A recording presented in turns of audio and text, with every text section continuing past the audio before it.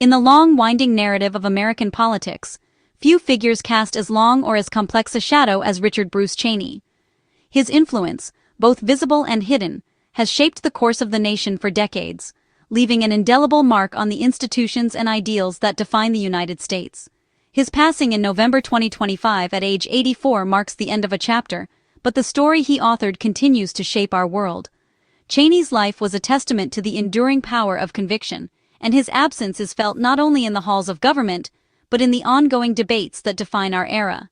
To understand modern America, its foreign policy, partisan divides, and the nature of executive power, one must grapple with Cheney's legacy. His fingerprints are found on the most consequential decisions of the early 21st century, from the expansion of presidential authority to the reshaping of America's role on the world stage. For 8 years from 2001 to 2009, Cheney was not merely a deputy to President George W. Bush, he was a co-pilot, often with his hands on the controls. Behind closed doors, he wielded influence that rivaled, and sometimes surpassed, that of the president himself.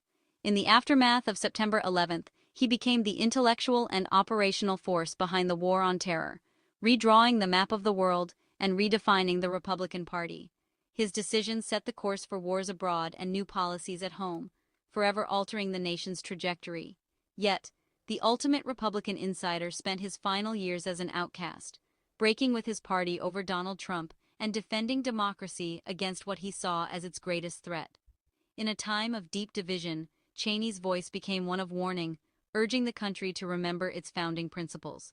Cheney's story is one of power, conviction, and deep controversy, hailed by some as a patriot, reviled by others as a manipulator who led the country into war and sanctioned torture.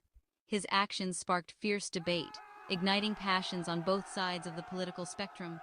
His legacy remains a battleground of competing interpretations, reflecting the polarized nation he left behind. As America continues to wrestle with its identity and future, the story of Dick Cheney endures, complex, controversial, and impossible to ignore. Richard Cheney's journey began in Lincoln, Nebraska, a city nestled in the heartland of America, where the values of hard work and perseverance ran deep. His childhood was further shaped by the rugged landscape of Casper, Wyoming, a place defined by open skies, wind-swept plains, and a close-knit community. Raised by a soil conservation agent father and a devoted mother, Cheney's early life was marked by modesty, not privilege. The family lived simply, instilling in him a sense of humility and resilience. He earned a football scholarship to Yale, a rare opportunity, but struggled academically and flunked out twice. This setback sent him back to Wyoming, where he found his footing and completed his degrees in political science. Cheney's entry into politics came through a prestigious congressional fellowship in 1968, where he discovered his passion for public service and his talent as a practitioner of power. He quickly attached himself to Donald Rumsfeld, a rising political force, beginning a partnership that would shape American policy for decades to come. When Nixon resigned, Cheney, at just 34, became White House Chief of Staff under President Ford, navigating the nation through turbulent times. After Ford's defeat, Cheney returned to Wyoming, won a House seat, and built a reputation as a staunch conservative, eventually rising to become House Minority Whip and a key figure in Republican leadership. At 37, he suffered the first of 5 heart attacks, a reminder of his mortality, but his ambition and drive never waned. President George H.W. Bush made him Secretary of Defense in 1989, where he oversaw the military during the fall of the Berlin Wall and led Operation Desert Storm, cementing his reputation as a decisive leader. His calm, steady leadership during the Gulf War earned him widespread praise and solidified his foreign policy credentials on the world stage. After leaving the Pentagon, Cheney entered the private sector as CEO of Halliburton, a global energy company, a move that would later draw scrutiny and controversy during his vice presidency. These formative years, marked by both triumphs and setbacks, forged the skills, worldview, and relentless determination that would define Dick Cheney's remarkable career in American public life. When George W. Bush asked Dick Cheney to lead his vice presidential search, few expected that Cheney would ultimately choose himself for the role. It was a move that surprised many in Washington, but it would have far-reaching consequences for the Bush administration and the country. Cheney brought decades of Washington experience and foreign policy gravitas, making him a true governing partner. not just a ceremonial figurehead. His deep knowledge of the inner workings of government gave him a unique ability to navigate complex issues and influence decisions at the highest level. Once in office, Cheney transformed the vice presidency, maintaining offices near the Oval Office and assembling a powerful, loyal staff. He was determined to expand the role beyond its traditional boundaries. His team quickly became an independent power center, shaping policy and legal justifications for the administration's most ambitious and sometimes controversial goals. Cheney's influence was felt across a wide range of issues, from energy policy to judicial nominations and national security, thanks to his mastery of the bureaucratic process and his ability to work behind the scenes. He chaired the secretive energy task force, favoring fossil fuel production and drawing early criticism for secrecy and overreach. The lack of transparency fueled suspicions and set the tone for his tenure. Critics saw him as a shadow president, operating with unprecedented authority and secrecy, often eclipsing the traditional role of the vice president. Cheney believed the presidency had been weakened after Watergate and Vietnam, and he made it his mission to restore executive power, convinced that a strong executive branch was essential for national security and effective governance.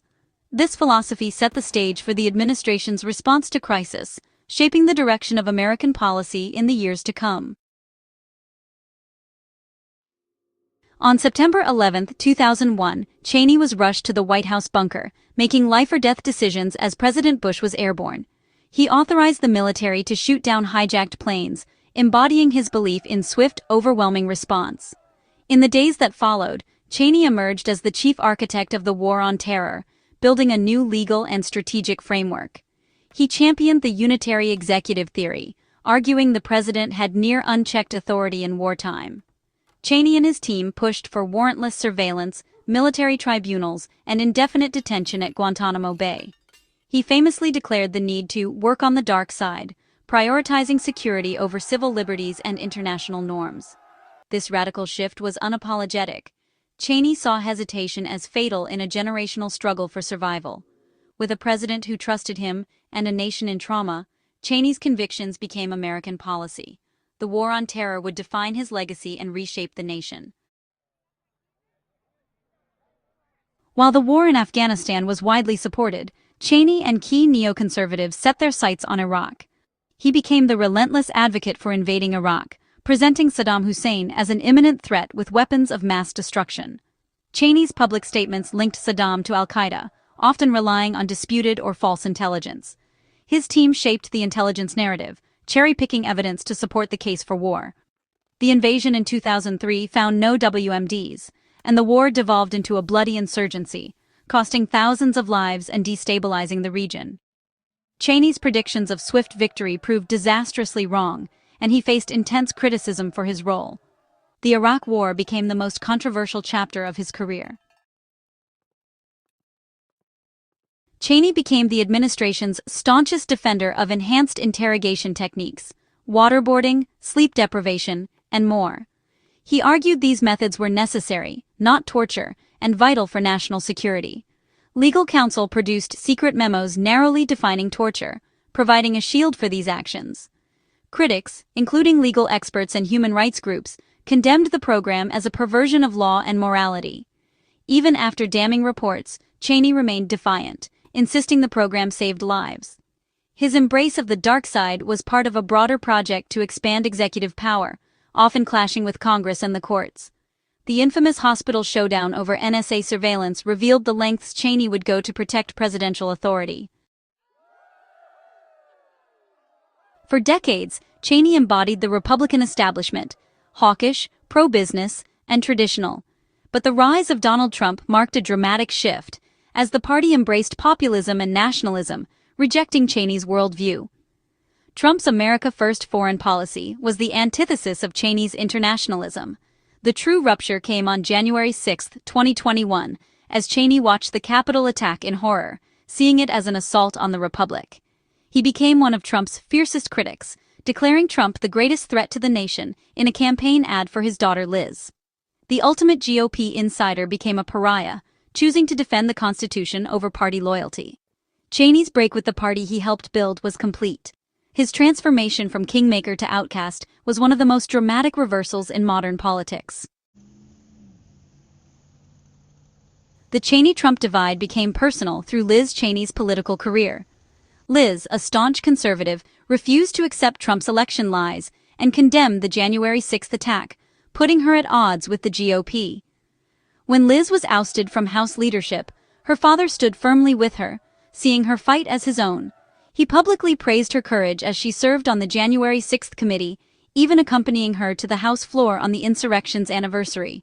In 2024, Cheney made the unthinkable decision to endorse Democrat Kamala Harris over Trump, citing the need to defend the Constitution. This public alliance with his daughter marked a final dramatic break with the party he had served for 50 years. The same conviction that drove his controversial policies was now deployed in defense of democracy. In his final years, Cheney saw the greatest threat as coming from within. Dick Cheney's death closed the book on a life at the center of American power for half a century. His legacy is fiercely debated, patriot or power-hungry ideologue. Supporters credit him with keeping America safe after 9/11, arguing his tough choices were necessary. Detractors blame him for the Iraq War, torture, and dangerous expansions of executive power. His low approval ratings and Darth Vader nickname reflect the deep distrust he inspired. Yet, his final act, defending the Constitution against Trump, complicates any simple judgment. Cheney's life forces us to confront hard questions about power, security, and liberty. His legacy is etched into the ongoing American experiment, a story of conviction and consequence that will be debated for generations.